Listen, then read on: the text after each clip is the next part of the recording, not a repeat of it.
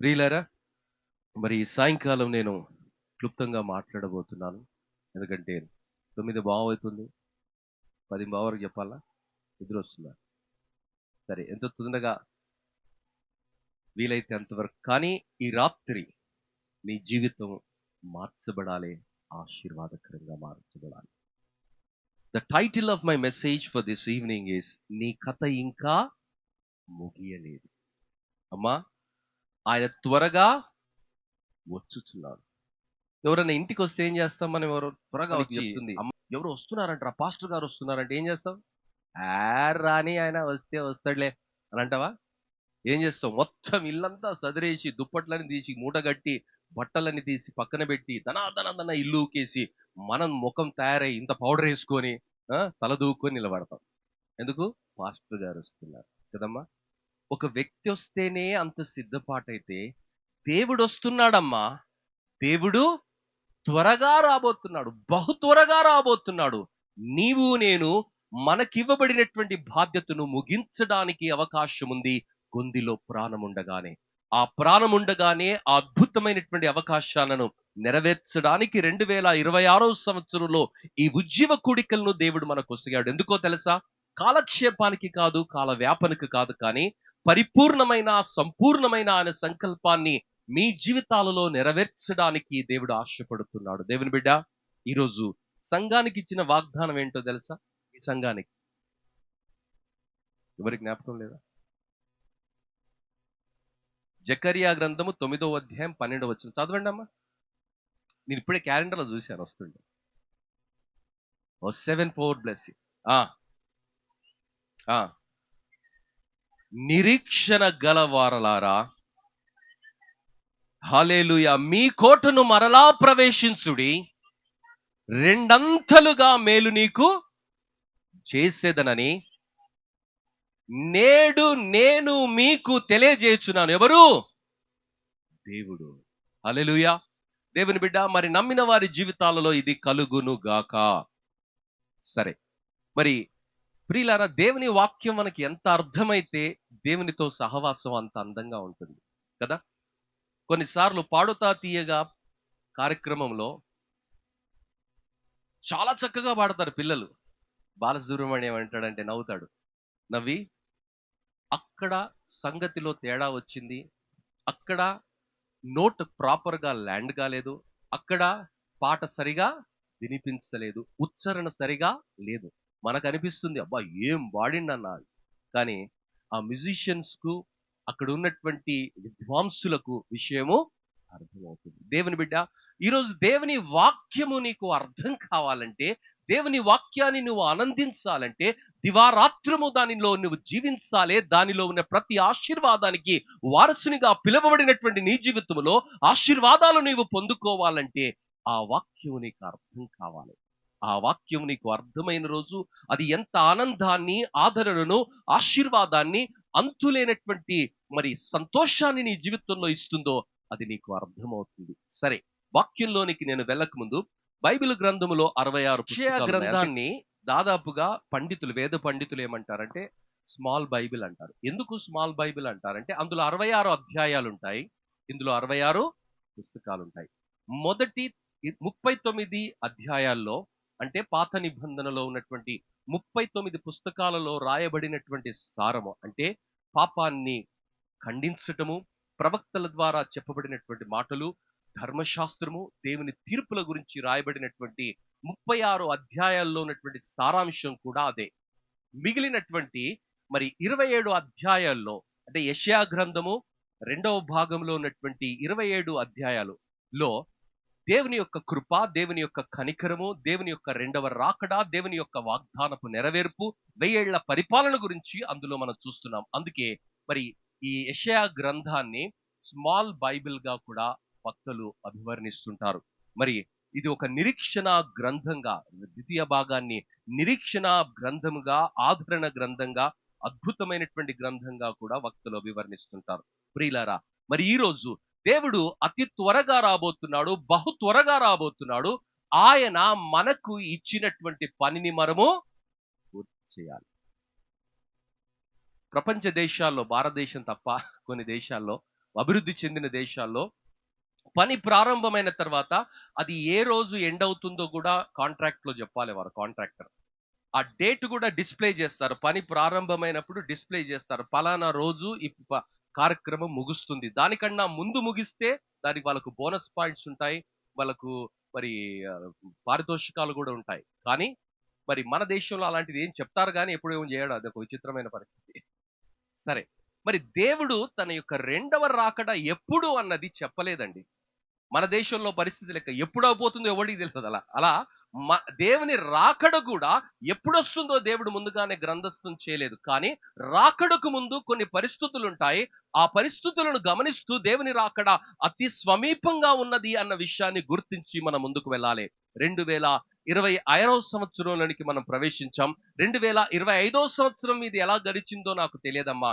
మరి 2025వ సంవత్సరంలో మీకు ఎలాంటి అనుభవాలు ఉన్నాయో నాకైతే తెలియదు. కానీ దేవుడు ప్రవచనాత్మకంగా ఈరోజు నిన్ను ప్రోత్సహించడానికి ఒక మాట, యెషయా గ్రంథము 60వ అధ్యాయము 15వ వచనంలో నుండి దేవుడు మాట్లాడుతున్నాడు. 15వ వచనము మొదటి భాగములో మీరు గమనిస్తే 25వ సంవత్సరము లేక అంతకు ముందు ఉన్నటువంటి సంవత్సరాలలో నీ అనుభవము అది అయి ఉండవచ్చు. ఏం అనుభవం అంటే, యెషయా గ్రంథము 60వ అధ్యాయం 15వ వచనము మొదటి భాగం చదవండి అమ్మా. నీవు విసర్జింపబడుటను బట్టియు ద్వేషింపబడుటను బట్టియు ఎవడునూ నీ మార్గమున దాటి ఆ ఇది నీ 2025వ సంవత్సరంలో నీ అనుభవం ఏంటో తెలియదమ్మా. మరి ఆ అనుభవము నీ అనుభవం అయితే దేవుడు నీకు శుభవార్త వినిపిస్తున్నాడు. ఆయన రాకడ అతి సమీపంగా ఉన్న వేళ నీ జీవితంలో మిగిలి ఉన్న ఆయన చిత్తాన్ని నెరవేర్చడానికి ఆయన సన్నిధిలో నీవు గోజాడాలని, ఆయన సన్నిధిలో నీవు ప్రార్థించాలని, ఆయన సన్నిధిలో నీవు కనిపెట్టాలని దేవుడు ఆశపడుతున్నాడు. ఎవరైతే దేవుని సన్నిధిలో కనిపెడతారో నిరాకరించబడిన వారు, మరి వెలివేయబడినటువంటి వారు, తృణీకరించబడిన వారిగా ఉన్నటువంటి వారి జీవితాలను దేవుడు తన వాగ్దానాన్ని దాని రాకడ ముందు నెరవేర్చబోతున్నానని వాగ్దానము చేస్తూ పలుకుతున్నటువంటి మాట ఏమిటంటే, రెండవ భాగంలో ఈ విధంగా రాయబడింది. ఏమని?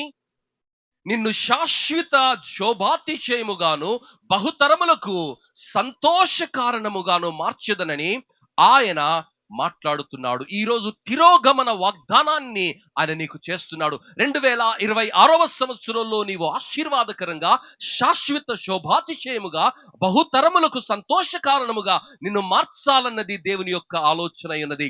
దేవుని బిడ్డ, మరి దేవుని యొక్క ఆలోచనతో ఈరోజు నీవు ఆలోచిస్తుండగా దేవుడు బైబిల్ గ్రంథములో నుండి కొంతమంది వ్యక్తుల జీవితాలను నేను మీకు జ్ఞాపకం చేయబోతున్నాను. ఎందుకంటే నమ్మిన వారి జీవితాలలో దేవుడు అద్భుత కార్యాలు చేశాడు. ఈరోజు నీవు నేను ఆరాధిస్తున్నటువంటి దేవుడు కళ్ళుండి చూడలేనటువంటి వాడు కాదు, చెవులుండి వినలేనటువంటి వాడు కాదు, చేతులుండి సహాయము చేయలేనటువంటి నిర్జీవమైనటువంటి ఆయన ఒక విగ్రహం కాదండి. నీ పరిస్థితులను అర్థం చేసుకునేవాడు, నీ అవమానాలను అర్థం చేసుకునేవాడు, నీ కష్టాలలో మరి ఆయన కూడా పాలు పొందినటువంటి వాడు, నీ కన్నీళ్లకు వెలగట్టుతున్నటువంటి వాడు. ఆయన ఈ మాటలను నీకు వినిపిస్తున్నాడు. ప్రియులారా, బైబిల్ గ్రంథములో ఒక వ్యక్తిని మనం చూస్తున్నాం. బైబిల్ గ్రంథములో ఆయన చాలా చిన్న ప్రార్థన చేశాడు. కొంతమందిని ప్రార్థన చేయమంటే వాళ్ళు ముందు టికి టికి టికి టికి అనే వరకే 5 నిమిషాలు అయిపోతుంది. ఇంకా వాడు ఏం చెప్తాడో తెలియదు, ఇంకా ఎలా చెప్తాడో తెలియదు, వాని యొక్క భాషా ప్రావీణ్యత చెప్పుకునే పరిస్థితి కనిపిస్తుంది. కానీ అతి చిన్న ప్రార్థన కూడా దేవుడు బైబిల్లో గ్రంథస్థం చేశాడండి. ఎబ్బేజు ప్రార్థన అతి చిన్న ప్రార్థన. ఎబ్బేజు ప్రార్థన ఆయన చాలా చిన్న ప్రార్థన చేశాడండి. 4వ అధ్యాయం 9వ వచనము మొదటి దినవృత్తాంతములో ఆయన ఏమని ప్రార్థన చేశాడంటే, ఆయన దేవుని సన్నిధిలోకి వెళ్ళి ఆయన ఈ విధంగా ప్రార్థన చేస్తున్నాడు. దేవుని బిడ్డ, ఎబ్బేజు అనే మాటకు అర్థం ఏమిటి అంటే, ఏం పెట్టుకుందో తెలుసా? నేను నీ వేదనతో 9 మాసాలు మోసి కన్నాను కదా, వీని పేరు వేదన అని పెట్టింది. లోకంలో వాడు నడుస్తుంటే, రే వేదన, మీ అమ్మ వేదనతో నిన్ను కన్నదిరా, వేదన అని పిలిచేవాడ. ఏ అమ్మనన్న పేపర్ చదువుకుంటా పిల్లల్ని కట్టదమ్మా? ఏమన్నా టీ తాగుకుంటా పిల్లల్ని కట్టదా? ఏమన్నా సినిమా చూసుకుంటా పిల్లల్ని కట్టదమ్మా? అందరు తల్లులు సృష్టి ధర్మం ఏమిటంటే నవమాసాలు మోసి వేదనతో ఆ బిడ్డలకు జన్మనిస్తారు. ఆ భయంకరమైనటువంటి వేదనను మరిచిపోతూ శిశు స్వరాన్ని వినగానే ఆ తల్లి ఆ నోటి వెంట వచ్చినటువంటి మొదటి మాటనే ముద్దు పేరుగా అభివర్ణించబడతారు. మా సంఘంలో ఒక గృహానికి నేను వెళ్ళాను. ఎందుకో మాటల్లో ఈ ముద్దు పేర్ల ప్రస్తావన వచ్చింది. నేను అడిగాను ఆ ఇంటి యజమాని, నాన్న మరి వదినమ్మ పేరేంటి అన్న. ఆమె సైగ చేస్తుంది పక్క రూమ్లోకి వెళ్ళి, చెప్పొద్దు అని. ఆయన అవాక్కైపోయి ఎందుకులేండి అంటున్నాడు. నాకు డౌ నాకు ఇంకా కుతూహలం పెరిగింది తెలుసుకోవాలని. ఎందుకంటే వద్దు అంటే మనం చేతిలో ఇవ్వడం ఏం లేకపోయినా ఇట్లా పుట్టుకుంటే వాడు చూపియకపోతే ప్లీజ్ చూపియవా, ప్లీజ్ చూపియవా అని అడుగుతాం కదా. అట్ట కుతూహలం పెరిగింది నాకు కూడా. నేను అడిగాను, బావా అన్న వదిన ముద్దు పేరేంటి అంటే, నువ్వు చెప్తే నవ్వుతావు అన్నాడు. నవ్వేదేమో లేదు, ముద్దు పేరు ముద్దు పేర్లు చెప్పండి అంటే, నువ్వు నవ్వుతావు సార్ అన్నాడు. సరే నవ్వితే చెప్పరాదా అన్న. ఆమెనేమో ప్లీజ్ చెప్పొద్దు అని సైగ చేస్తుంది. ఆమెను కూడా పిలిచా, మీరు కూర్చో వదినమ్మా, ఇక్కడ కూర్చో అన్నా, నువ్వు చెప్పు నాకు ఒక్కసారి, నేను నవ్వుతే అందరం కలిసి నవ్వుకుందామన్నా. చెప్పమంటావా అన్నాడు. చెప్పు అన్న. నిజంగా చెప్పమంటావు? అరే ముద్దు పేరు చెప్పడానికి ఇంత సీన్ చేస్తున్నారేంటి, చెప్పండి అన్నాను. పంది అని చెప్పి.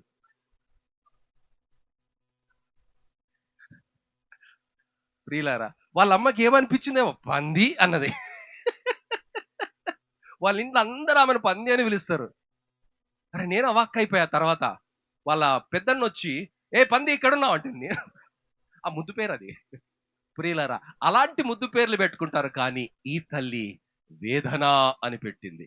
ఆయన నడుస్తున్న ప్రతిసారి వేదన వేదన, జన్మకు నా తల్లికి వేదన మెరిగించింది, నా జన్మే నా తల్లికి కన్నీరు మెరిగించింది అన్న జ్ఞాపకంగా ఆయన మిగిలిపోయారు. ఎక్కడికి వెళ్ళినా ఆయన స్నేహితులు అలానే పిలుస్తున్నారు, ఆయన బంధువులు అలానే పిలుస్తున్నారు, కన్న తల్లి అలానే పిలుస్తుంది, కానీ ఆయన కృంగిపోలే. చాలా మంది ఏమంటారో తెలుసా, ఈ దేశంలో ఎందుకు పుట్టానో ఏమో, ఈ తల్లిదండ్రులకు ఎందుకు పుట్టానో ఏమో. ప్రియులారా, దేవుడు ఈ ప్రపంచంలో మనకు ఏది అయినా చాయిస్ మనకిచ్చాడు, కానీ తల్లిదండ్రులది ఆయన చాయిస్. కాబట్టి నీ తల్లిని నీ తండ్రిని సన్మానించు, అప్పుడు భూమి పైన నీవు దీర్ఘాయుష్మంతుడవవుతావు. ప్రియులారా, ఏం చీర కట్టుకోవాలి దేవుడు చెప్పిండా? ఎవరిని పెళ్లి చేసుకోవాలి దేవుడు చెప్పిండా? ఏం తినాలి దేవుడు చెప్పిండా? ఏదైనా తినరా నాయన, ఆరోగ్యంగా తిను, ఏదైనా కట్టుకో మర్యాదగా ఉండడానికి. ఈ మధ్య ఒక ఆమె మొత్తం బట్టల మీద పొద్దు డిబేట్ జరుగుతుంది కదా. గట్ట కాకుండా మర్యాదగా ఉండే బట్టలు ఏది వేసుకున్నా గౌరవం. ప్రియులారా, దేవుడు మనల్ని అడగకుండా, రక్షణ కూడా నీ ఇష్టమే అమ్మా, దేవుడు మనల్ని అడగకుండా ఏకపక్షంగా ఏదైనా నిర్ణయం తీసుకున్నాడంటే, ఏ తల్లిదండ్రులకు ఈ భూమి పైన ఉన్నటువంటి 7 ఖండాలలో 844 కోట్ల మందిలో ఏ తల్లిదండ్రులకు నిన్ను వరప్రసాదంగా ఇవ్వాలన్నాడో అది దేవుని చిత్తమై ఉన్నది. కాబట్టి ఆ దేవుని చిత్తాన్ని గౌరవిస్తూ కన్న తల్లిదండ్రులను గౌరవించటం మన బాధ్యత. అందుకనే ఎబ్బేజు తల్లిని కాని తండ్రిని కాని సృష్టికర్తను కాని ఒక్క మాట కూడా అన్నట్టుగా బైబిల్లో రాయబడలేదండి.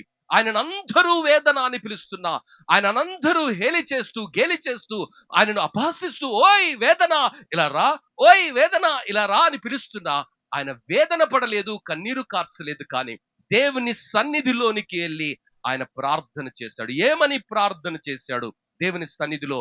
మరి మొదటి దినవృత్తాంతం 4వ అధ్యాయం 9వ వచనంలో మనం గమనిస్తే, ఎబ్బేజు సహోదరుల కంటే ఆ ఆ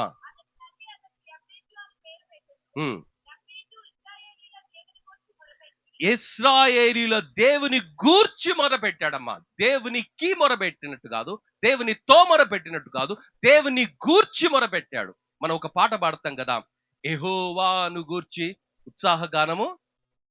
అంటే ఆయన వ్యక్తిత్వాన్ని, దేవుడు మాట తప్పనివాడు, అవునా?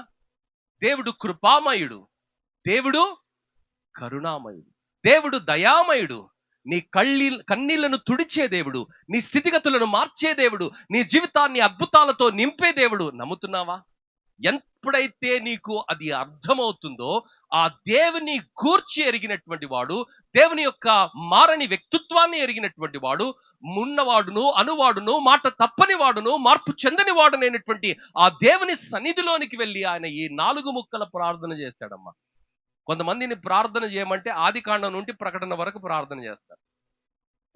వారి యొక్క వేదాంత పాండిత్యాన్ని చూపించే ప్రయత్నం చేస్తాడు. కానీ ఒక గొప్ప ఆశీర్వాదానికి, గొప్ప దీవెనకు ఎంత చిన్న ప్రార్థన, ఒకే వచనం ప్రార్థన 10వ వచనంలో మనం గమనిస్తే ఎబ్బేజు ఏమని ప్రార్థన చేశాడంటే, చదువమ్మా. ప్రభా నీ చిత్తమైతే నన్ను ఆశీర్వదించు. కొంతమంది ప్రార్థన చేసి ప్రభా నీ చిత్తమైతే నా పెళ్లి. అరే నీ దేవుని చిత్తమేరా నాయన. నరుడు ఒంటరిగా ఉండుట మంచిది కాదు. ఎందుకంటే పిచ్చి పిచ్చి పనులు చేస్తాడు ఆయన ఒంటరిగా ఉంటే. అందుకే నరుడు ఒంటరిగా ఉండుట మంచిది కాదని దేవుడు జంటగా మార్చాడండి. అది దేవుని చిత్తము. దేవా నీ చిత్తమైతే అని అడగట్లేదు. ఆయన ఏమంటున్నాడు, దేవా నిశ్చయముగా ఆశీర్వదించాలయ్యా. ఈ భారతదేశంలో కుటుంబాన్ని దేవుడు ఆశీర్వదించాలి. మా సంఘములో నా కుటుంబాన్ని దేవుడు నిశ్చయముగా ఆశీర్వదించాలని ప్రార్థన చేస్తున్నావా దేవుని బిడ్డ? ఆయన అన్ని వేదనలో ఉన్నా, అంత అవమానములో ఉన్నా దేవుని సన్నిధిలోనికి వెళ్ళి ఆయన ఏమని ప్రార్థన చేస్తున్నాడంటే, నీవు నన్ను నిశ్చయముగా ఆశీర్వదించి నా సరిహద్దులను విశాలపరిచి, దేవుని బిడ్డ నీ సరిహద్దులను విశాలపరిచే దేవుడు. ఆయన రాకడకు ముందు ఆయన సేవను విస్తరింప చేసేవాడు, నీ జీవితాన్ని దీవించేవాడు.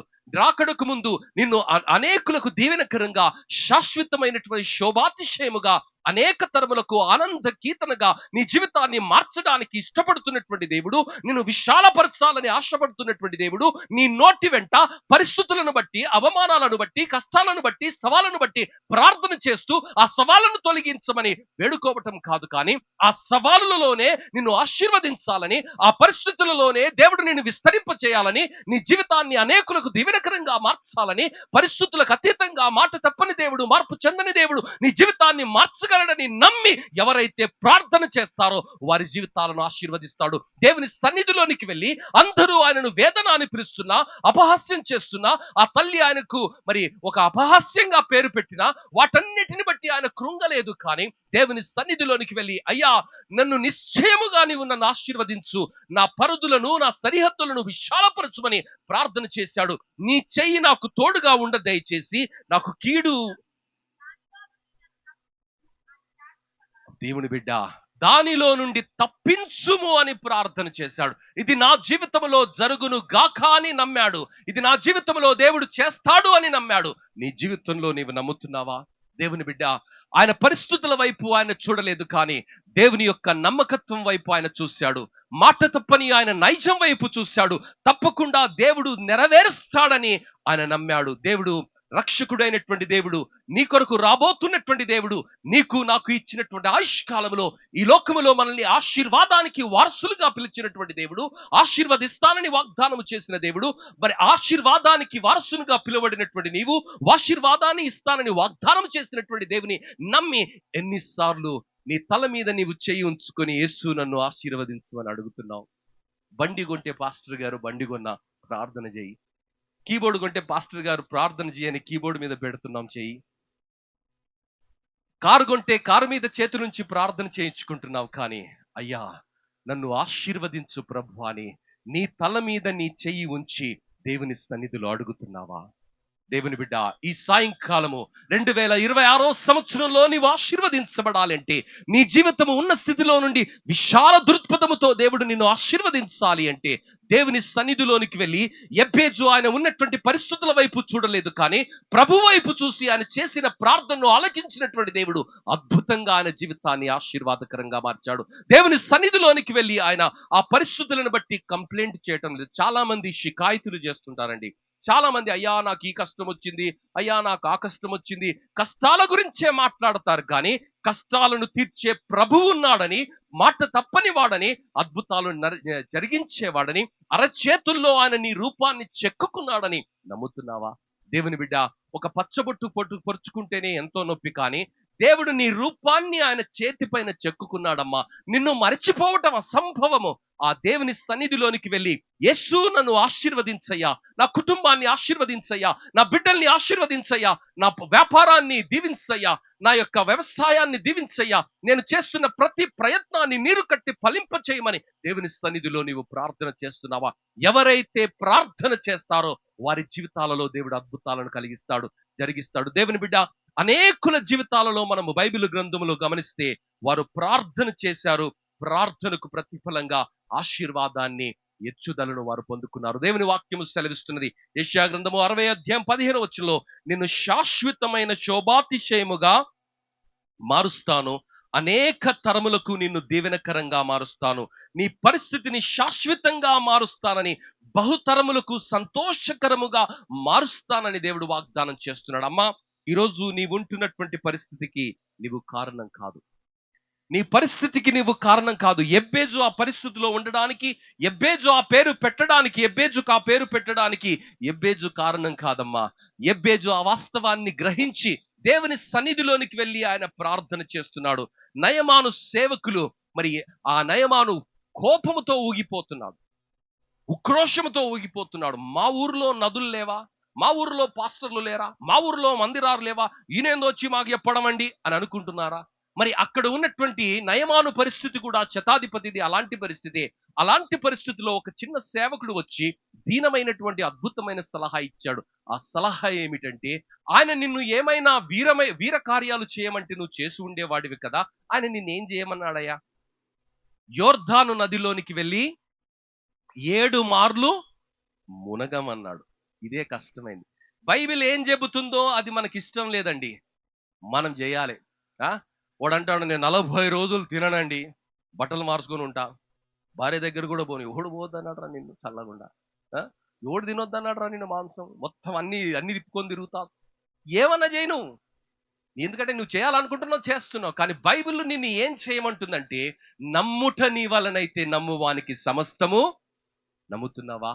దేవా, నువ్వు నన్ను ఆశీర్వదిస్తావయ్యా, నా అవధులను విశాలపరుస్తావయ్యా, నా జీవితాన్ని ఆశీర్వాదకరంగా మారుస్తావయ్యా, నా జీవితము ఏ స్థితిలో ఉన్నదో ఆ స్థితికి భిన్నమైనటువంటి పరిస్థితులను నువ్వు కనిపిస్తావు. కారణం ఏమిటంటే, నీ తోడు నా పైన ఉంటుంది, నీ చెయ్యి నాకు పైన ఉంటుంది, నీవు నన్ను నడిపిస్తావు, బహుతరములకు నన్ను ఆశీర్వాదకరంగా శోభాతిశయంగా నువ్వు మారుస్తావని నువ్వు వాగ్దానం చేస్తున్నావు. ఆ వాగ్దానాన్ని నమ్మి నీకు వందనాలు చెల్లిస్తున్నానని ఎవరైతే దేవుని సన్నిధిలో విశ్వాసము ద్వారా అడుగుతారో వారి జీవితాలను దేవుడు ఆశీర్వదిస్తాడు. ఆ రోజు ఎబ్బేజు ఆశీర్వదించబడడానికి కారణం ఏమిటో తెలుసా? వారి అన్నల కన్నా గొప్పగా దీవించబడడానికి కారణం ఏమిటో తెలుసా?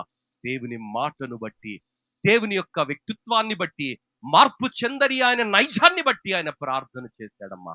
దేవుని బిడ్డ, ఈరోజు దేవుడు నిన్ను ఆశీర్వదించడానికి, నీ కుటుంబాన్ని ఆశీర్వదించడానికి, నీ బిడ్డలను విశాలపరచడానికి, నీ అవధులను, నీ సరిహద్దులను విశాలపరచడానికి ఆయన ఇష్టపడుతుండగా దేవుని సన్నిధిలో నువ్వు అలాంటి ప్రార్థన చేస్తున్నావా? దేవుని బిడ్డ, మరి ఆయన చేసినటువంటి అతి చిన్న ప్రార్థన దేవుడు అంగీకరించాడు. ఆయన అవధులను విశాలపరిచాడు, ఆయన నామాన్ని గొప్ప చేశాడు, అనేక తరములకు ఆయన జీవితాన్ని ఆశీర్వాదకరంగా మార్చాడే. ఈరోజు మార్పు చెందని దేవుడు, మాట తప్పని దేవుడు నీ ప్రార్థనను కూడా ఆలకించడానికి ఇష్టపడుతున్నాడు. ఆ విసర్జించబడినటువంటి ఎబ్బేజును శాశ్వత శోభాతిశయంగా మార్చినటువంటి దేవుడు, బహుతరములకు ఆశీర్వాదకరంగా మార్చినటువంటి దేవుడు ఈ రాత్రి నీకు జ్ఞాపకం చేస్తున్నాడు. అమ్మా, దేవుని సన్నిధిలో ప్రార్థన చేస్తున్నావా?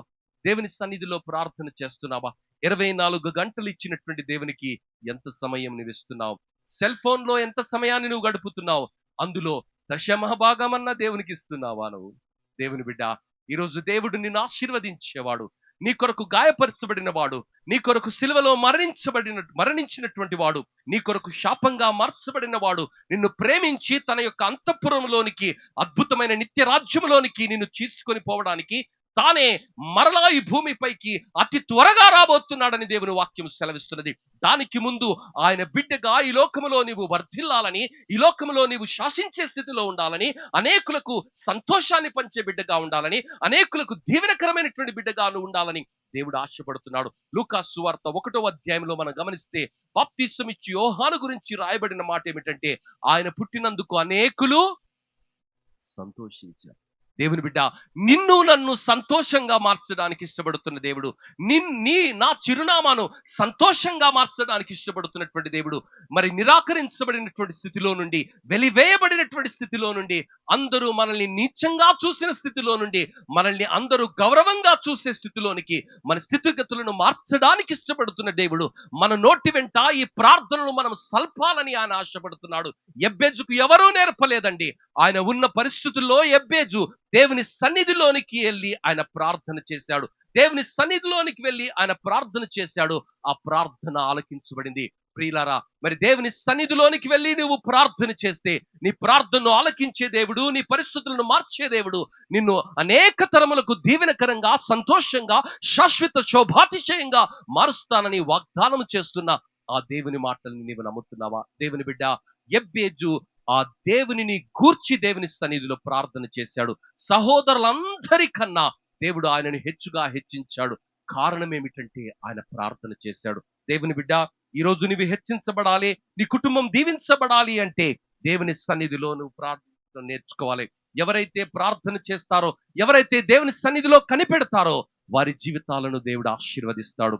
ఎబ్బేజు ప్రార్థన చేశాడు. అమ్మా, అక్క, తమ్ముడు, చెల్లి, ఈరోజు నీకు ఆశీర్వాదం కావాలి అంటే ఎక్కడో పొలోమని వెళ్ళటం కాదమ్మా, నీ ఊరికి, నీ ముంగిటికి దేవుడు వాక్యాన్ని తీసుకుని వచ్చాడు. ఆది యందు వాక్యముండెను, వాక్యము దేవుని యొద్ద నుండెను, వాక్యము దేవుడై ఉండెను. ఆ వాక్యమే నీకు ఈరోజు వినిపించబడుతుంది. ఆ వాక్యమే ఏమని సెలవిస్తుందంటే, ఎబ్బేజు వలె యథార్థంగా త్రికరణ శుద్ధితో దేవుని సన్నిధిలో నీవు ప్రార్థన చేసిన రోజు, దేవుని సన్నిధిలో ప్రణమిల్లి, దేవా నా జీవితాన్ని ఆశీర్వదించయ్యా, అనేక తరములకు నన్ను శోభాతిశయకరంగా, సంతోషకారణంగా నా జీవితాన్ని మార్చు ప్రభా, నా సరిహద్దులను విశాలపరచు ప్రభా, నా పైన నీ చెయ్యి ఉంచి ప్రతి కీడు నుండి, అపాయం నుండి విడమర్చి నా జీవితాన్ని అనేకులకు ఆశీర్వాదకరంగా, నిశ్చయముగా నీవు ఆశీర్వదించాలని దేవుని సన్నిధిలో ప్రార్థన చేస్తున్నావా? దేవుని బిడ్డ, ఒక ఆటల పోటీలో మనిషి ఒక పతకాన్ని పొందుకోవడానికి ఎంత నిష్ఠగా, ఎంత మరి అఖండ దీక్షతో, క్రమశిక్షణతో ఆయన పాటుపడతాడు కదా.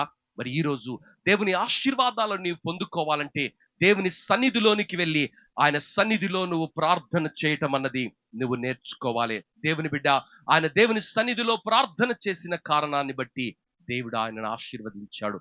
రెండవ వ్యక్తి, దేవుని రాకడకు ముందు నీ జీవితాన్ని ఆశీర్వదించాలని, ఫలభరితంగా మార్చాలని, నీ సరిహద్దులను విశాలపరచాలని ఆయన చెయ్యి నీకు తోడుగా ఉంచి నువ్వు చేసే ప్రతి ప్రయత్నములో నీకు తోడయుండి నిన్ను ఆశీర్వదించాలని ఈ మాటలను వినిపిస్తున్న దేవుడు మరొక వ్యక్తిని తన గ్రంథములో నుండి జ్ఞాపకం చేస్తున్నాడు. హన్నా కన్నీటి గాథ. దేవుని బిడ్డ, ఏకాంతములో ఆమె కన్నీరు కారుస్తున్నది. ఆమె కారుస్తున్నటువంటి కన్నీరును చూసినటువంటి ప్రవక్త అయినటువంటి ఏలి ఆమెను అపార్థం చేసుకున్నారమ్మా. ఈరోజు నిన్ను అనేకులు అపార్థం చేసుకుంటూ ఉండొచ్చు. నీ పరిస్థితికి నీవు కారణం కాదు, నీ పరిస్థితికి నువ్వు కారణం కానే కాదు, కానీ మనుషులు ఆ పరిస్థితికి నీపైన నింద మోపుతున్న వేళ, ఆ పరిస్థితిని బట్టి మనుషులు నిన్ను నిందిస్తున్నటువంటి వేళ, ఆ పరిస్థితిని బట్టి మనుషులు నిన్ను తక్కువగా చూస్తున్నటువంటి వేళ దేవుడు నిన్ను, హన్నాను జ్ఞాపకం చేస్తున్నాడు. హన్నా జీవితంలో జరుగుతున్నటువంటి పరిస్థితికి ఆమె పొరపాటు ఏమీ లేదండి. ఒక చక్కని భర్తను దేవుడు ఆమెకిచ్చాడు. ఆమెను ప్రేమించే భర్తనిచ్చాడు, ఆమెను గౌరవించే భర్తనిచ్చాడు, ఆమెను సన్మానించే భర్తనిచ్చాడు. కానీ ఆటుపోటులు మాట్లాడే మరి తోడి కోడలు ఆమె పక్కనే ఉన్నది, అనరాని మాటలు మాట్లాడుతున్నది, ఆమెను అపహాస్యం చేస్తున్నది. కానీ ఆ పరిస్థితిలో ఆమె దేవుని సన్నిధిలోనికి వెళ్ళి ఆమె మౌనంగా కూర్చోలేదండి. ఆమె బాధను కూడా చెప్పుకోవడానికి, బహిరంగంగా చెప్పుకోవడానికి సిగ్గుపడుతూ దేవుని సన్నిధిలోనికి వెళ్ళి ఆమె కన్నీటి పర్యంతమవుతున్నది. ఆమె దేవుని సన్నిధిలో కన్నీరు కారుస్తున్నది. ఆ కన్నీరును చూస్తున్నటువంటి ఆ యాజకుడు కూడా ఆమెను తప్పుగా అర్థం చేసుకున్నాడమ్మా. ఈరోజు అనేకులు నిన్ను తప్పుగా అర్థం చేసుకుంటూ ఉండవచ్చు, నీ గురించి తప్పుగా మాట్లాడుతూ ఉండవచ్చు, నీ గురించి అనరాని మాటలు అంటూ ఉండవచ్చు. ఏమో యాక్టింగ్ చేస్తుందబ్బా, సినిమా యాక్టర్ను కూడా మించిపోయింది యాక్టింగ్ లా అని మనుషులు నిన్ను అపహాస్యం చేస్తుండవచ్చు. దేవుని బిడ్డ, నీ కన్నీళ్లను వెలగట్టే దేవుడు. మరి ఆ రోజు హన్నా గర్భములో ఒక ప్రవక్తను ఉంచినటువంటి దేవుడు, ఆమె గర్భములో నుండి ఇశ్రాయేలులకు మొట్టమొదటి ప్రవక్తను ప్రపంచానికి పరిచయం చేసినటువంటి దేవుడు, ఆమె కన్నీళ్లకు వెలగట్టినటువంటి దేవుడు, ఆమె భయాలలో భరోసానిచ్చినటువంటి దేవుడు, ఆమె కన్నీటికి ప్రతిగా ఆనంద బాష్పాలను ఇచ్చినటువంటి దేవుడు, ఆమె సిగ్గును అవమానాన్ని శాశ్వత శోభాతిశయంగా మలిచినటువంటి దేవుడు, అనేక తరములకు సంతోష కారణంగా ఆమె జీవితాన్ని మలిచినటువంటి దేవుడు ఈ రోజు 2026వ సంవత్సరంలో కూడా నీ జీవితాన్ని మలచగలనని ఆయన జ్ఞాపకం చేస్తుండగా నమ్మగలుగుతున్నావా? నీ పరిస్థితులు ఏమైనా కావచ్చు, నీ పరిస్థితులన్నిటిలో కూడా దేవుడు నీ పరిస్థితిని మార్చగలడు. దేవుని బిడ్డ, దేవుని వాక్యము సెలవిస్తున్నది. మొదటి సమూయేలు గ్రంథము 1వ అధ్యాయం 5వ వచనములో ఆమె హన్నా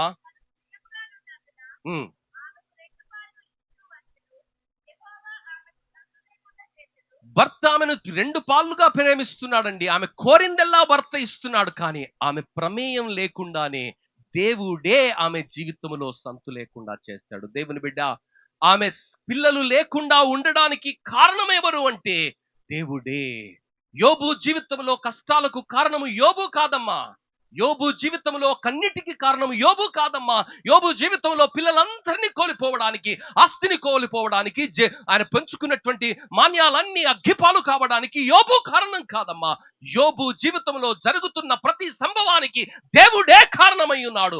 ఆ దేవుడే ఆ పరిస్థితులను, ఆ కన్నిటిని ఆయన జీవితంలో అనుమతించినటువంటి వేళ దేవుణ్ణి ఆయన నిందించలేదు, కానీ దేవుణ్ణి స్తుతించటం ఆయన నేర్చుకున్నాడు. ఎవరైతే కష్టకాలములో దేవుని యొక్క మంచితనాన్ని బట్టి, దేవుని యొక్క సులక్షణాలను బట్టి, దేవుని యొక్క గుణాతిశయాలను బట్టి వారు ప్రవర్తిస్తారో వారి జీవితాలను అనేక తరములకు శోభాతిశయంగా, అనేక తరములకు సంతోషకారణంగా దేవుడు మారుస్తాడని, రెండంతలుగా దేవుడు వారిని ఆశీర్వదిస్తాడని యోబు జీవితం ద్వారా మరొకసారి 2026వ సంవత్సరంలో దేవుడు జ్ఞాపకం చేస్తున్నాడు. దేవుని బిడ్డ, మరి మన పరిస్థితులు ఏమైనా కావచ్చు, మన పరిస్థితులలో మనం పరిస్థితుల వైపు చూడడం కాదు, కానీ ప్రభు వైపు చూస్తూ, అయ్యా నా జీవితాన్ని నువ్వు మార్చగలవచ్చవయ్యా, నా స్థితిగతులను నువ్వు మార్చగలవయ్యా, నా పరిస్థితులు ఏమైనా కావచ్చు, కానీ ఆ పరిస్థితిలో నేను నిన్ను నమ్ముతున్నానయ్యా, నన్ను నీవు నిశ్చయముగా ఆశీర్వదిస్తావని, నా సరిహద్దులను విశాలపరుస్తావని, నీ చెయ్యి నా పైన ఉంచి నన్ను ఆశీర్వదిస్తావని నేను నమ్ముతున్నానయ్యా. నా పైన ఉన్నటువంటి అవమానాన్ని, నా పైన ఉన్నటువంటి సిగ్గును, నా పైన ఉన్నటువంటి నిందను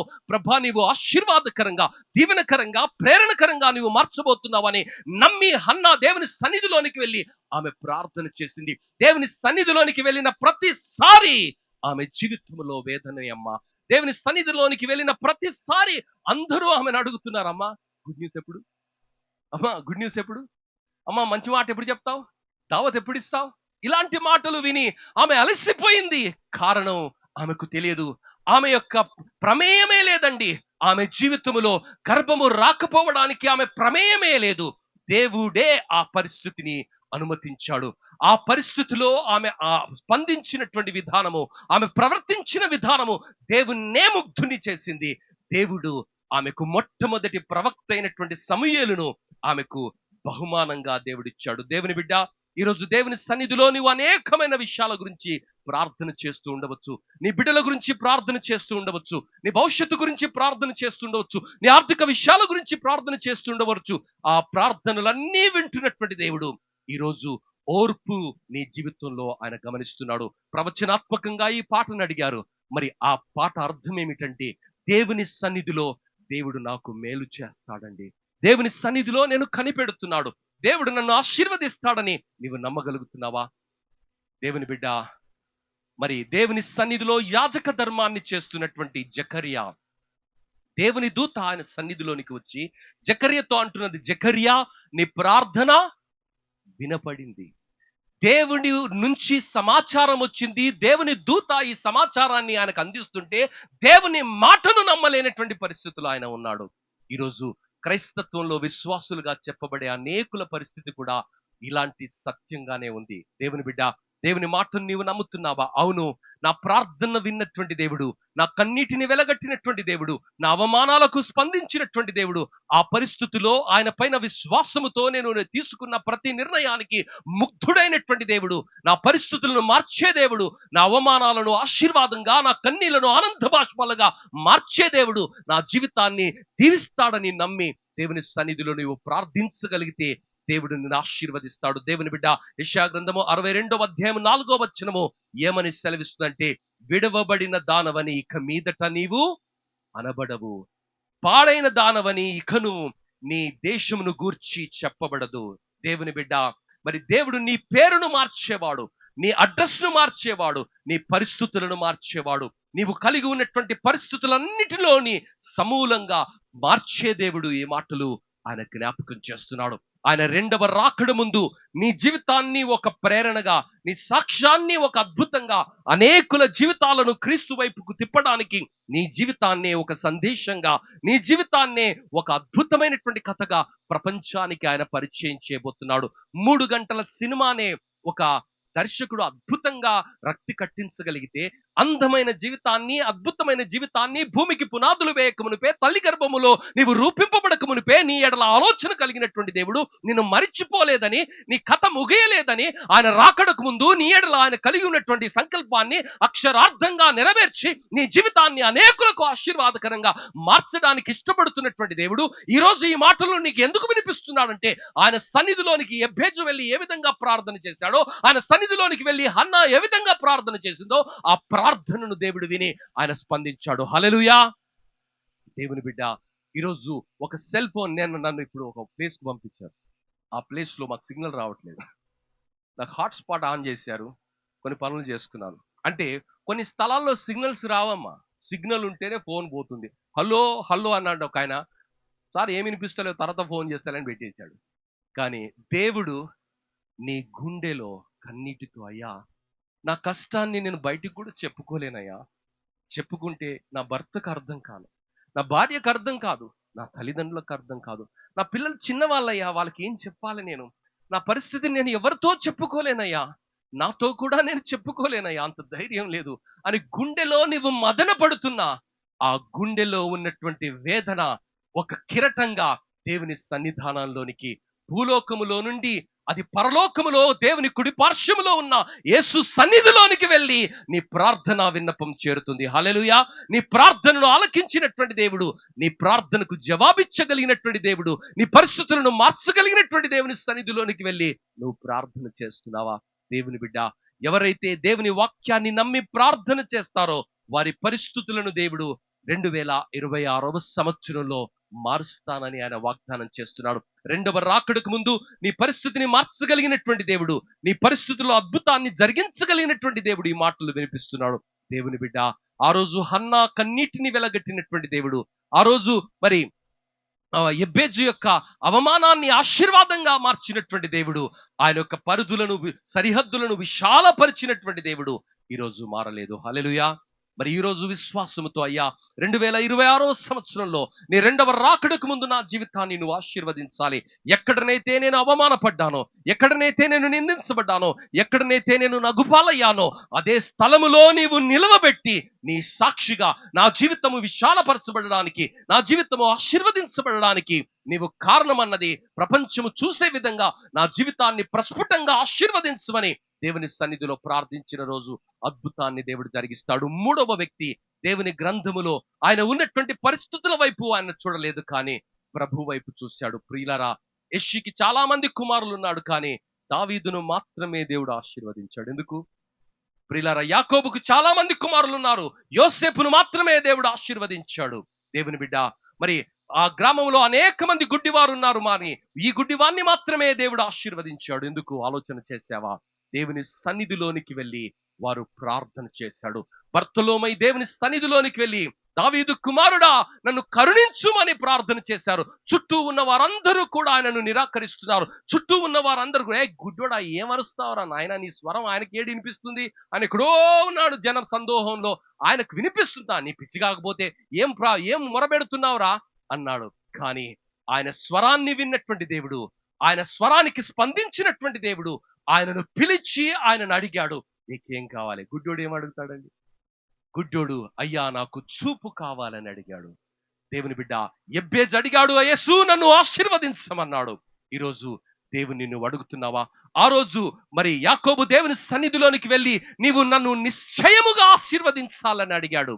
దేవుని బిడ్డ, ఈరోజు అడుగుతున్నావా?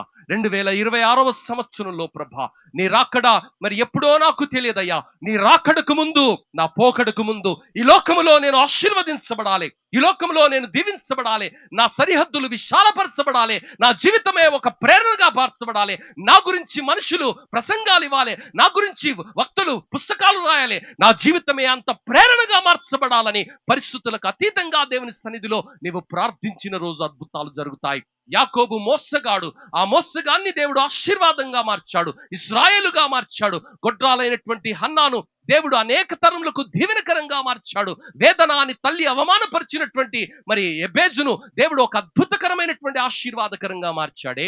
ఈ రోజు నీ ప్రార్థన వినే దేవుడు, నీ పరిస్థితులకు స్పందించే దేవుడు, ఈ మాటలు ఈ ఉజ్జీవ కూడికల్లో దేవుడు వినిపిస్తున్నాడు. నమ్మగలుగుతున్నావా? ప్రియులారా, నమ్మినటువంటి వారి జీవితాలే బైబిలు గ్రంథంలో గ్రంథస్థం చేయబడ్డాయి.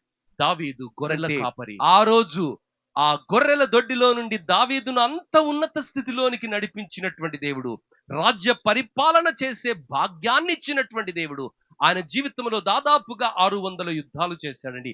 ఏ యుద్ధములో కూడా ఆయన ఓడిపోలేదండి. కారణం ఏమిటంటే దేవుని పైన ఆధారపడిన జీవితం, దేవుని వైపు చూసినటువంటి జీవితము, దేవుని కొరకు ఎదురు చూసినటువంటి జీవితము.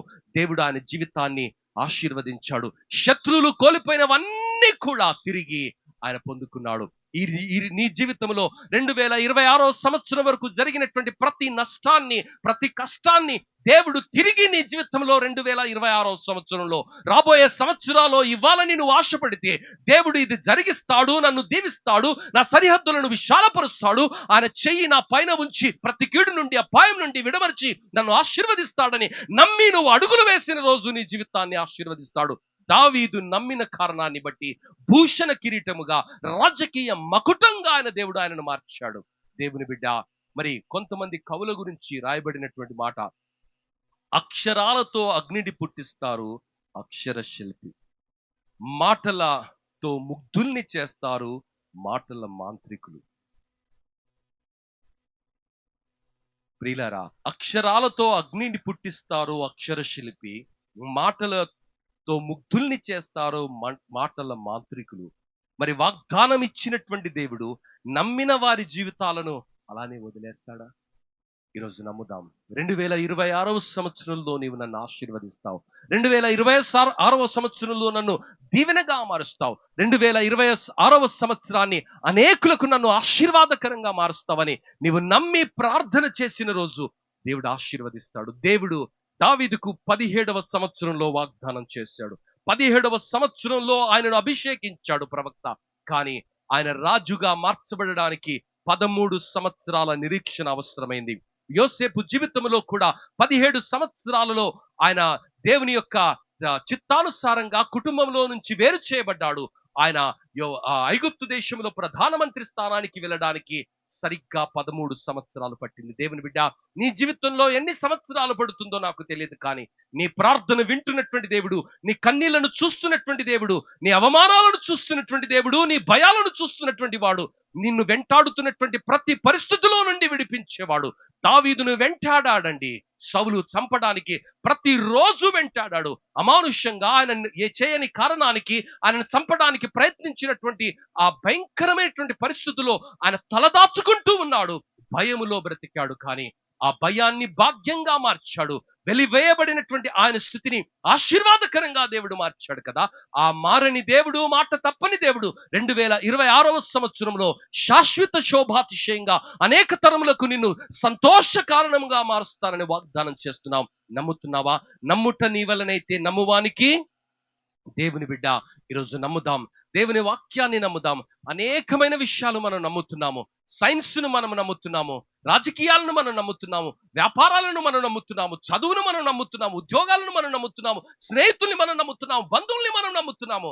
వారు మరి ఆ నమ్మకానికి తగిన వారుగా జీవిస్తారో లేదో మనకు తెలియదు, కానీ ప్రాణం ఇచ్చినటువంటి దేవుడు మనం ఇంకనూ పాపులమై ఉండగా మనల్ని ప్రేమించి పరలోకాన్ని విడిచిపెట్టి నీ కొరకు నా కొరకు శాపంగా మార్చబడినటువంటి వాడు, నీ కొరకు నా కొరకు సిలువలో మరణించినటువంటి వాడు, నీ కొరకు నా కొరకు పిడిదిప్పులు తిన్నటువంటి వాడు, మోము పైన ఉమ్ము వేయించుకున్నటువంటి వాడు నిన్ను ప్రేమతో ఈరోజు ఆహ్వానిస్తున్నాడు.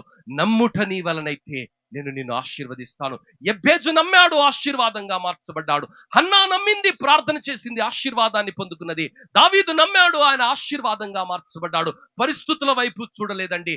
అక్కడ ఉన్నటువంటి గొలియాతు వైపు చూడలే. గొలియాతు హైట్ ఎంతో తెలుసా? 8 ఫీట్ల 7 అంగుళాలు. ఎవ్వడు కూడా లేడు ఇక్కడ. వాని చూసి మన ఫైటర్స్ అంతానేమో గజ గజ గజ గజ వణికిపోతున్నారు. ఇశ్రాయేలీయులందరూ కూడా గజ గజ వణికిపోతున్నారండి. 40 రోజులు ఇదే తంతు. వాడు పొద్దున రావడం, సాయంత్రం రావడం, దేవుణ్ణి తిట్టడం, సైన్యాన్ని తిట్టడం, దేవుని నామాన్ని అపవిత్రపరచడం, అవమానించడం వాడు చేస్తుంటే, ఈ గొర్రెలను కార్చుకునే కుర్రవాడు యుద్ధ భూమిలోనికి వెళ్ళాడు. అక్కడ ఉన్నటువంటి ఆ మాటలను విన్నటువంటి ఆ వ్యక్తి దేవుని సన్నిధిలోనికి వెళ్ళి ఆయన ఈ నోట ఆ నోట ఆయన మాట్లాడినటువంటి ధీరోదత్తమైనటువంటి మాటలు సౌలు గారి చెవులోనికి వెళితే, సౌలు గారు ఏమంటున్నాడంటే, అయ్యా దీని యుద్ధానికి పంపుదాం. వీడు ఏం పని చేస్తాడు రావై? గొర్రెలు కాస్తాడు. రాజు పరిస్థితి ఎంత దీనాతి దీనంగా మార్చబడిందంటే, గొర్రెలు కాచేటోని యుద్ధానికి పంపుతున్నాడు. ఎంత విచిత్రం కదా! గొర్రెలు కాచేటోని యుద్ధానికి, ఒక యుద్ధ వీరుడైనటువంటి అజానుభావుడైనటువంటి సౌలు యుద్ధానికి ఆయనను పంపుతున్నాడండి. యుద్ధం ఎప్పుడు చేయలేదు దావీదు. కానీ దావీదు ఒక సాక్ష్యం చెప్తున్నాడు.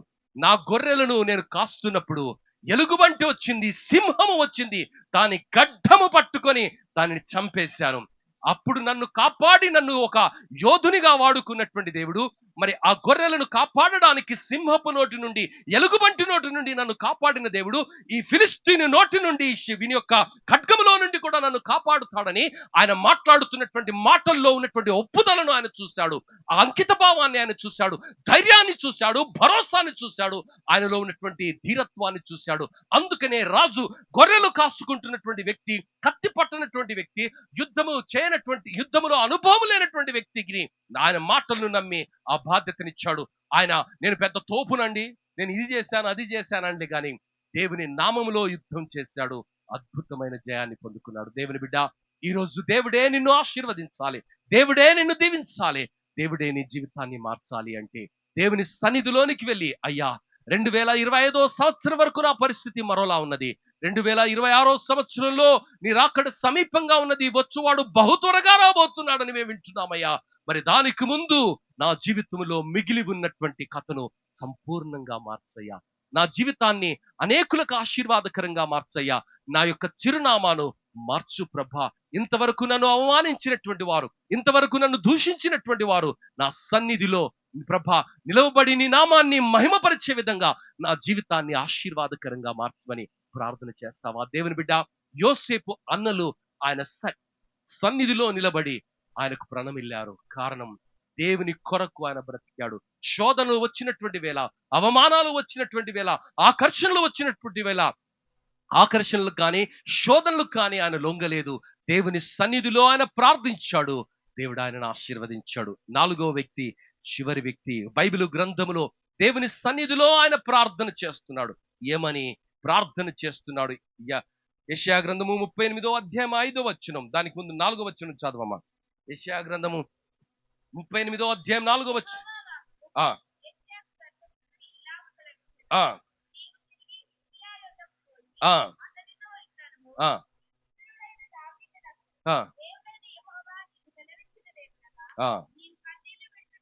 నీ కన్నీళ్లను నేను చూశానమ్మా, నీ కన్నీళ్లను దేవుడు చూస్తున్నాడు. అక్క, తల్లి, చెల్లి, నీ కన్నీళ్లను దేవుడు చూస్తున్నాడు.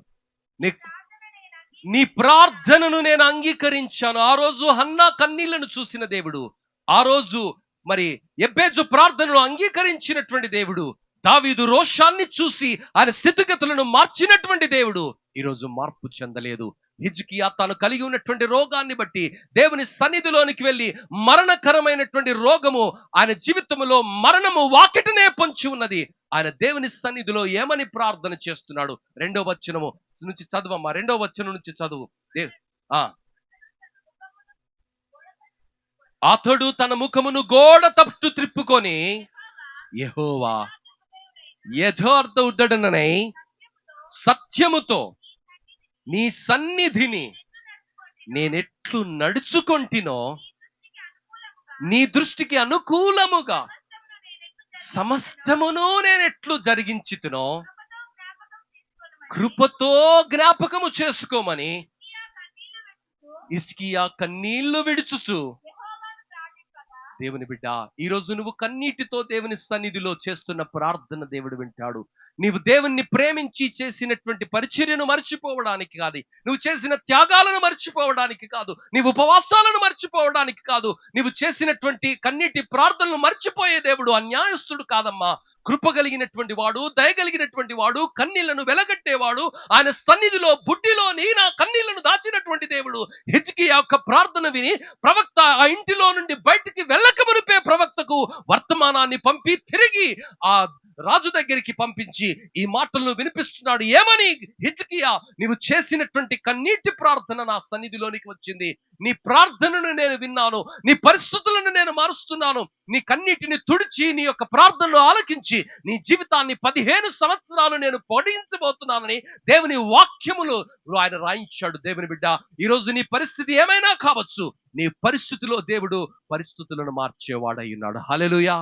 దేవుని బిడ్డ, 2026 సంవత్సరం నీ పరిస్థితి ఏంటో నాకు తెలియదు, కానీ ఆ పరిస్థితిని మార్చే దేవుడు, ఆ పరిస్థితిలో అద్భుతాన్ని జరిగించే దేవుడు నీ రెండవ రాకడకు మునుపు నీ జీవితాన్ని ఒక ఆశీర్వాదంగా, నీ జీవితాన్ని ఒక దీవెనగా, నీ జీవితాన్ని ఒక ప్రేరణగా మార్చబోతున్నాడు. దేవుని బిడ్డ, ఈరోజు నీ పరిస్థితి ఏమో నాకు తెలియదు, నీ ఆరోగ్య పరిస్థితి ఏంటో నాకు తెలియదు, నీ ఆర్థిక పరిస్థితి ఏంటో నాకు తెలియదు. ఈ పరిస్థితి వచ్చిందండి, ఇంకా వాడు కోలుకోలేని దెబ్బ అండి.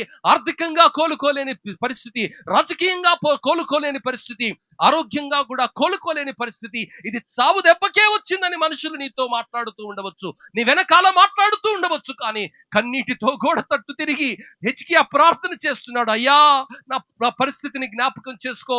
యథార్థ హృదయంతో నీ సన్నిధిలో నేను ఏం పని చేశాను, యథార్థ హృదయంలో నీ సన్నిధిలో నేను ఎలా ప్రవర్తించాను, యథార్థ హృదయంతో త్రికరణ శుద్ధితో నేను చేసినటువంటి సేవా పరిచర్యను జ్ఞాపకం చేసుకోమని ఆయన దీనదాసుడు గోడ తట్టు తిరిగి ప్రార్థన చేస్తున్నాడు. దేవుని బిడ్డ, ఒక రాజు ఏడవడం అనేది సాధారణంగా జరగని విషయం అండి. ఎందుకంటే రాజు అనేది ఒక దర్పణానికి సూచనగా ఉన్నది, ధైర్యానికి సూచనగా ఉన్నది, భరోసానికి సూచనగా ఉన్నది, గౌరవానికి సూచనగా ఉన్నది. ఆ రాజుకే కష్టం వచ్చినటువంటి వేళ ఆ రాజు స్పందిస్తున్నటువంటి విధానము, ఆయన ఎవరూ చూడకుండా గోడ తట్టు తిరిగి ఆయన కన్నీరు కారుస్తున్నాడు. ఆ గోడ తట్టు తిరిగి కన్నీరు కారుస్తున్నటువంటి కన్నీటిని చూసినటువంటి దేవుడు ప్రవక్తను పంపి ఆయనకు జవాబిస్తున్నాడు. అయ్యా, నీ కన్నీటిని నేను చూశాను, నీ ప్రార్థనను నేను విన్నాను, నీ పరిస్థితులను నేను మార్చబోతున్నాను. హల్లెలూయా. 2026 సంవత్సరంలో నీ పరిస్థితిని మార్చే దేవుడు, ఆయన రాకడ సమీపంగా ఉన్నది. ఆయన రాకడకు ముందు నీ జీవితాన్ని అనేకులకు దీవెనకరంగా, ఆశీర్వాదకరంగా, ఒక ప్రేరణగా మార్చుతానని దేవుడు వాగ్దానం చేస్తున్నాడు. దేవుని బిడ్డ, మరి యెబ్బేజు ప్రార్థన ఆలకించిన దేవుడు, హన్నా కన్నీళ్లకు వెలకట్టినటువంటి దేవుడు, హిజ్కియా ప్రార్థన ఆలకించి ఆయన కన్నిటికి వెలకట్టి ఆయన పరిస్థితులను మరి మార్చినటువంటి దేవుడు, ఆశను పొడిగించిన దేవుడు ఈరోజు ఈ మాటలు నీతో వినిపిస్తున్నాడు. దేవుని బిడ్డ, 2026 సంవత్సరంలో నిన్ను ఆశీర్వదించడానికి ఇష్టపడుతున్న దేవుడు మరణ శాసనాన్ని ఆయన హిజ్కియా జీవితంలో కృపాపాత్రగా మార్చాడు. కృపాపాత్రగా దేవుడు మార్చాడు. నీ జీవితాన్ని కూడా మార్చబోతున్నాడు. దేవుని బిడ్డ, ఆయన రాకడ సమీపంగా ఉన్నది. పరిస్థితులు ఎలా ఉన్నాయో నాకు తెలియదు నీ జీవితంలో, కానీ ఆ పరిస్థితులన్నిటినీ ఎరిగినటువంటి దేవుడు ఈ మాటలు నీకు వినిపిస్తుండగా 1 నిమిషం తల వంచి ప్రార్థన చేసుకుందాం. దేవుని సన్నిధిలో ఈ ప్రార్థన చేద్దాం. అమ్మా, ఈ సాయంకాలం ఏ వేదనతో నువ్వు వచ్చావో తెలియదు, ఈ ఉజ్జీవ కూడికలు లో దేవుడు నీతో మాట్లాడుతున్నాడు. ఏమని? నీ ప్రార్థన వినపడినదని, నీ కన్నీళ్లు నేను చూస్తున్నానని దేవుడు జ్ఞాపకం చేస్తున్నాడమ్మా. హన్నా జీవితంలో చెప్పలేని అవమానం, చెప్పలేని వేదన. ప్రేమించే భర్త ఉన్నాడు, రెండంతలుగా ప్రేమిస్తున్నాడు, ఆమె కోరుకున్నదెల్లా ఆయన ఇస్తున్నాడు, కానీ గర్భం రాకపోవటం ఆమె సమస్య కాదు. దేవుడు అంటున్నాడు, మరి ఆ గర్భాన్ని నేనే మూయిస్తాను, కానీ ఆ గర్భములో నా ప్రవక్తను నేను దాచి ఉంచాను. హల్లెలూయా. ఈరోజు నీ గర్భంలో దేవుడు ఎవరిని దాచి ఉంచాడో నాకు తెలియదు. ఆ గర్భాన్ని తగిన కాలమందు దేవుడు తెలియబోతున్నాడు. ఆమేన్. దేవుని బిడ్డ, నీ కన్నీళ్లను చూస్తున్న దేవుడు, నీ దీర్ఘకాలిక రోగాన్ని, సమస్యను దృష్టిస్తున్నటువంటి దేవుడు ఆ రోగాన్ని నీకు ఒక ఆశీర్వాదకరంగా, ఒక సాక్ష్యంగా, ఒక ప్రేరణగా దేవుడు మార్చబోతున్నాడు. దేవునికి స్తోత్రం. నమ్ముదాం. హిజ్కియా ఆ పరిస్థితిలో నమ్మి దేవుని సన్నిధిలో ప్రార్థన చేశాడు. ఆ ప్రార్థనను దేవుడు ఆలకించాడు.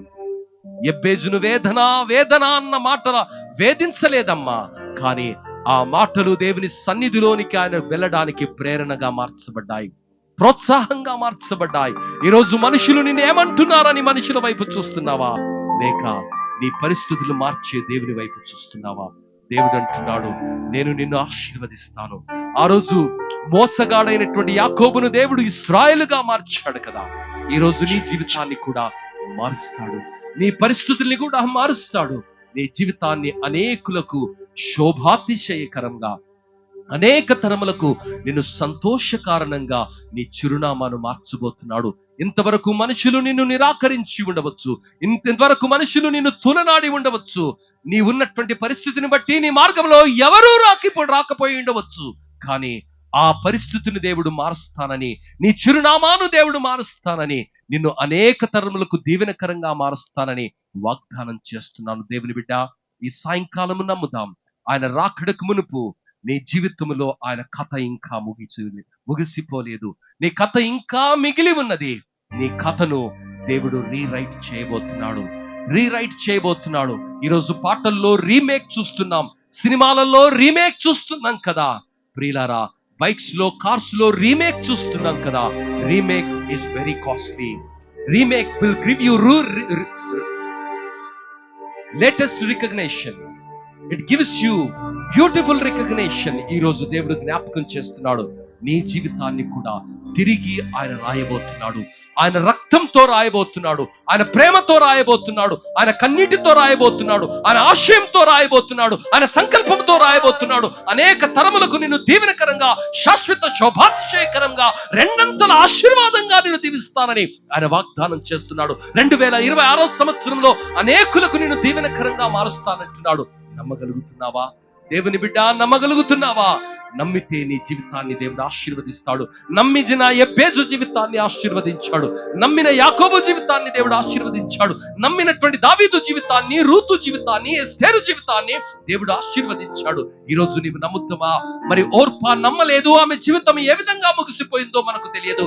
ఎబ్బేజు అన్నలు నమ్మలేదు, ఈ విధంగా ప్రార్థించలేదు, వారి జీవితం ఎలా ముగిసిపోయిందో మనకు తెలియదమ్మా. కానీ ఈ రోజు నీ జీవితాన్ని దేవుడు అనేకులకు ఆశీర్వాదకరంగా, దీవెనకరంగా, శోభాతిశయంకరంగా మార్చాలని ఆయన ఆశపడుతున్నాడు.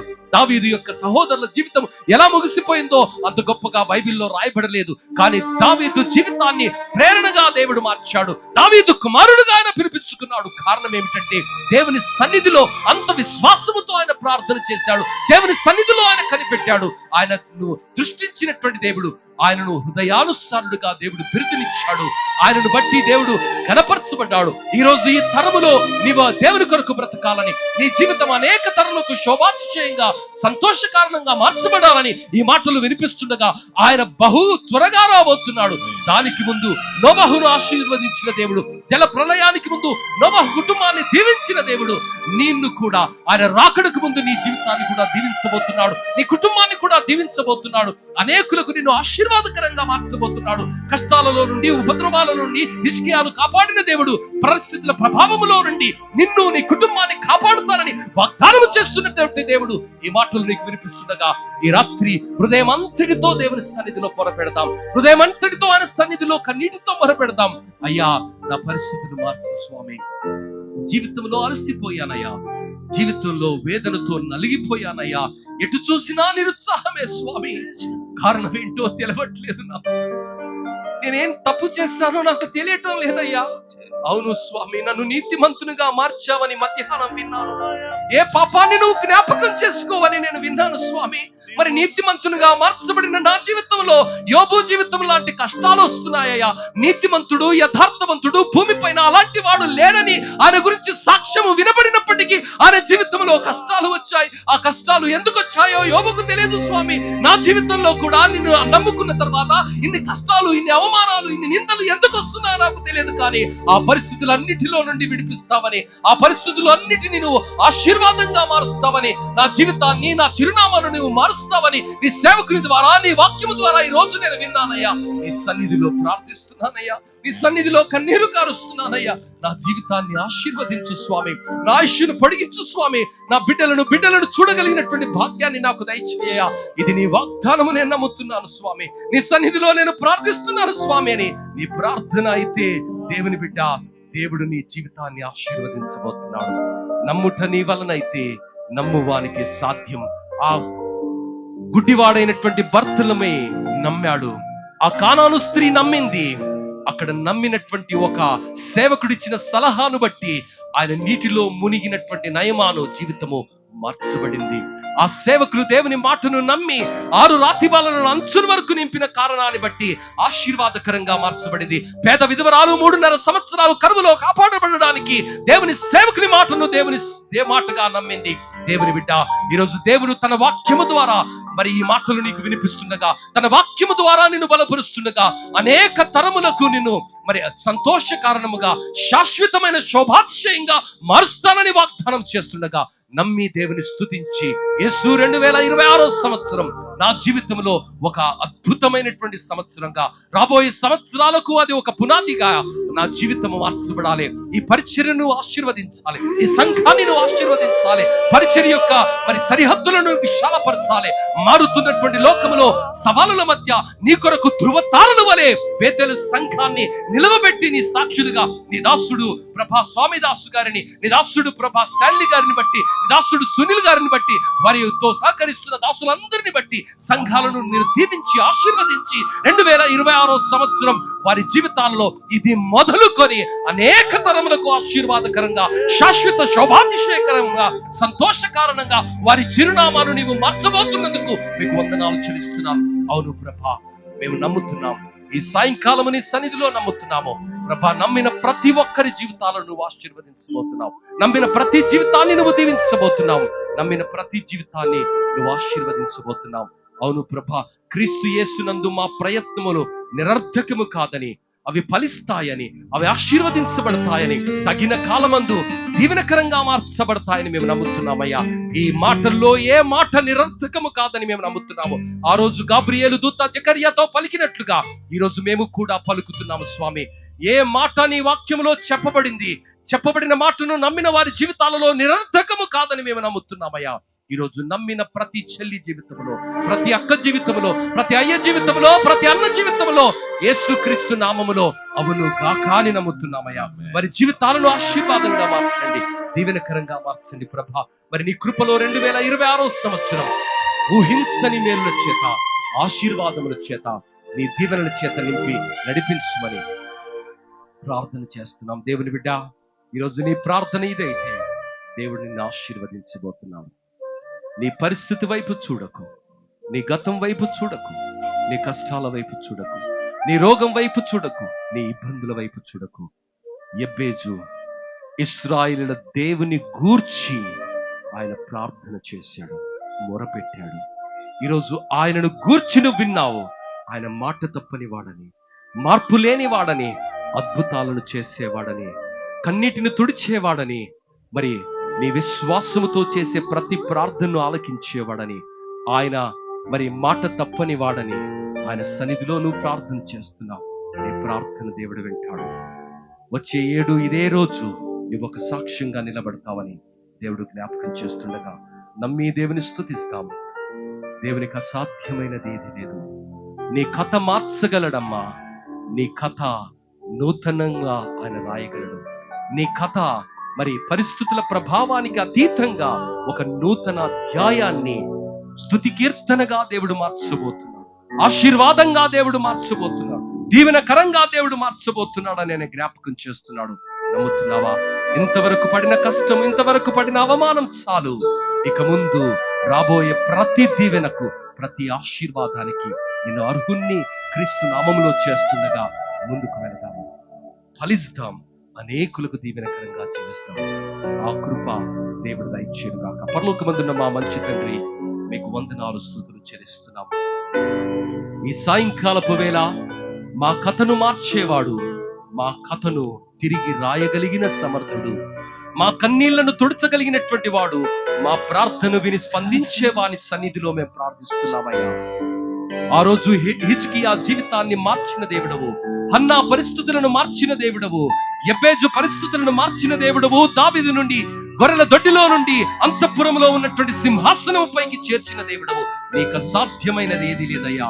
నమ్ముతున్నాము. నిన్న నేడు నిరంతరము ఏకరీతిగా ఉన్నటువంటి దేవుడవు, మాటని దేవుడవు, మాట తప్పని దేవుడవు, మా ప్రార్థనలు వినే దేవుడవు, మా ప్రార్థనలకు స్పందించే దేవుడవు అని మేము నమ్ముతున్నామయ్యా.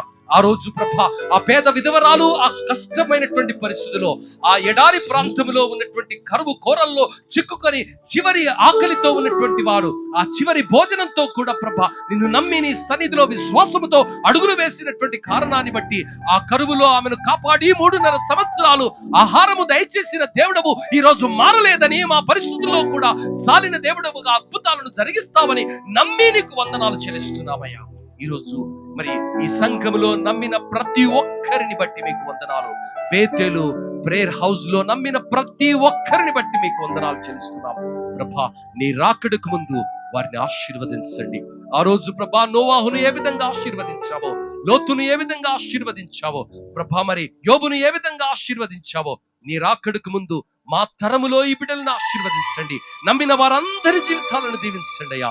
నీ కృప కలిగిన హస్తాలకు వారిని సమర్పిస్తూ ప్రభా, నీ దీవెన, నీ ఆశీర్వాదము నిరంతరము నమ్మిన వారి జీవితాల్లో వనగూర్చి నడిపించమని ప్రత్యేకంగా నీ దాసుడు స్వామిదాస్ గారికి చక్కని ఆరోగ్యాన్ని, బలాన్ని దయచేయండి ప్రభా.